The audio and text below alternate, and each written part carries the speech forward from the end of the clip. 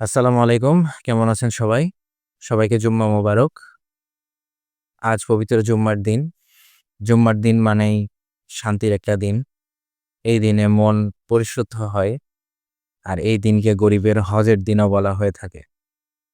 তো মহান আল্লাহ তাআলার কাছে আজকের দিনে চাওয়া বা দোয়া যেন মহান আল্লাহ তাআলা আমাদের জীবনে থাকা সকল ধরনের বালা মুসিবত, অসুস্থতাকে দূর করে দেন।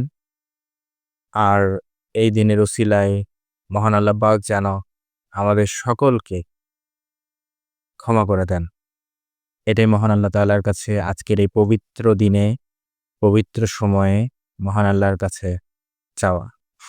আল্লাহ যেন আমাদের সকলকে ক্ষমা করেন এবং আমাদের জীবনের যত বালা মুসিবত, অসুস্থতা, পেরেশানি রয়েছে সেগুলো থেকে আমাদেরকে নাজাত দান করেন।